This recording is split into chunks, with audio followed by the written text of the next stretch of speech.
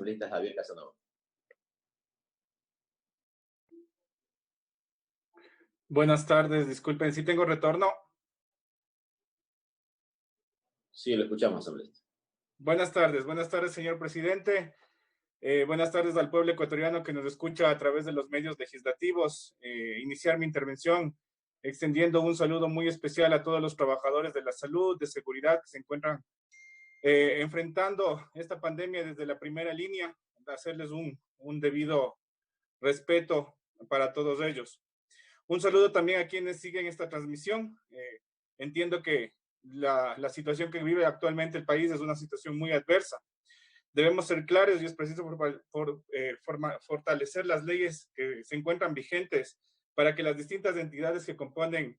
el Estado funcionen con la transparencia, eficiencia y eficacia para las que fueron creadas. No considero debe ser tomado como una tarea dentro de nuestras funciones como legisladores, sino un deber con aquellos que nos han confiado el voto. Y en esta misma línea de responsabilidad me dirijo a ustedes, compañeros asambleístas, en defensa de la institucionalidad del Estado, porque no vamos a cambiar este país ni a ordenar sus finanzas públicas quitando funciones, eliminando ministerios, desacreditando el trabajo de nuestros servidores públicos o centralizando el poder en una sola entidad, restando la autonomía a los gobiernos autónomos descentralizados o poniendo en riesgo la estabilidad del Banco Central, del Banco del Instituto Ecuatoriano de Seguridad Social, el IES, el ISPOL, el ISPA, entre otras instituciones que son de carácter autónomo, como lo resta ya la Constitución del Estado. Muchas veces ha insistido que en el rol de los gobiernos autónomos centralizados y en la importancia de su gestión por la cercanía que tienen con el territorio y con las problemáticas que dentro de ellos se desarrollan. Tuvimos que enfrentar una pandemia de estas magnitudes para que volvamos nuevamente la mirada y reconozcamos que serán ellos quienes definirán mediante la semaforización los tiempos en los que será posible retomar con seguridad las áreas prioritarias para la reactivación de la economía. Y preciso esto porque es necesario que dimensionemos los efectos que tendría para la población si restamos los recursos o imponemos techos sin conocer de cerca la realidad en la que enfrenta una junta parroquial, un municipio o una prefectura. Lo que significaría en temas de vialidad, fomento productivo, gestión social, ordenamiento territorial, servicios básicos, entre otros. Compañeros, si existen errores en cuanto al manejo de recursos por parte de algunas autoridades, es preciso que se establezcan las sanciones pertinentes sobre las normas establecidas, en este caso el COTAD, que ya regula la forma en la que se determinan los distintos hechos administrativos que generan los gobiernos autónomos descentralizados. Y con los organismos competentes y no desde la imposición de ciertos límites fiscales que nada resolverán los problemas de fondo que tenemos como país. Por eso solicito se modifiquen algunos articulados que tal y como están redactados, solo afectarán la gestión de varias instituciones y entidades. Es así que en el artículo 2, que sabemos que es uno de los puntos más críticos y de debate, pues pretende realizar una nueva clasificación del sector público, cuando el artículo 225 de nuestra Constitución ya lo hace, quisiera mantener la postura en firme que eliminar este articulado de la propuesta o como alternativa proponer que dentro de la redacción se incorpore tal y como hace la LOCEB en su artículo 3 para establecer qué dependencias del Estado financiero y no financiero obliga esta ley. En lo que concierne al artículo 3, respecto de las atribuciones que posee la Secretaría Técnica de Planificación, es preciso notar que como ente rector puede coordinar y o apoyarse con otras carteras de Estado para la creación de las directrices de los planes de desarrollo.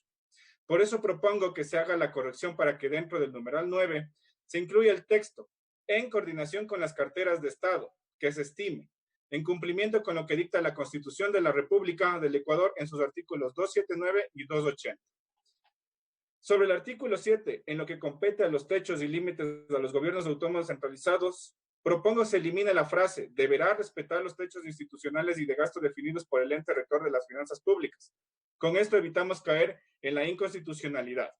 En este mismo articulado, solicito se reemplace el texto. Los planes de inversión de las empresas públicas, seguridad social y gobiernos autónomos descentralizados garantizarán para cada entidad el cumplimiento de las reglas fiscales determinadas en este código y deberá respetar los techos institucionales y de gastos definidos por cada órgano de gobierno,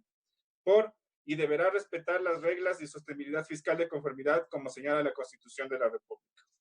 Del artículo 16 sobre la programación fiscal, propongo que en lo que compete a la programación fiscal plurianual y anual, se modifique el texto del proyecto de ley que se incorpore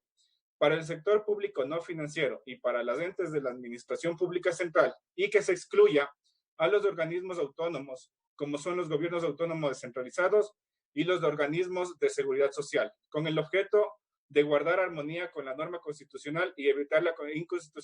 inconstitucionalidad y sobre todo para precautelar las autonomías.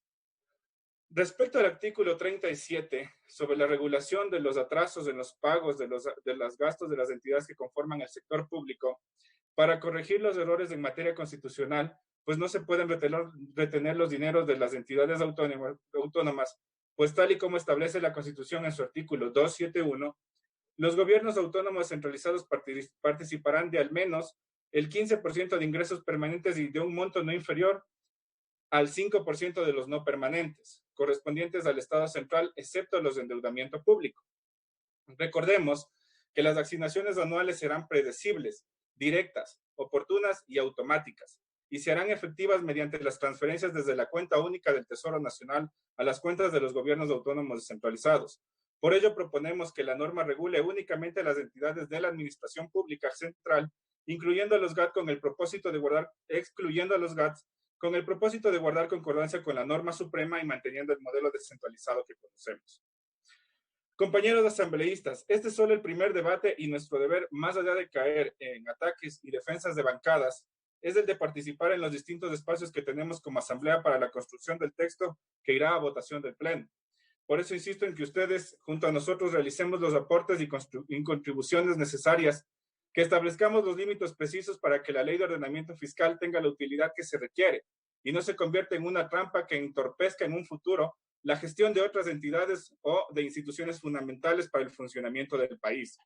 En el marco de mi intervención, y por respeto al tiempo que tenemos, quiero informar que remitiré también estas observaciones a la Comisión de Régimen Económica para que puedan ser consideradas y que en las demás seguiré participando de modo responsable y coherente con la realidad que atraviesa el Ecuador. Muchas gracias, señores asambleístas. Muchas gracias, señor presidente. Buenas tardes al pueblo ecuatoriano.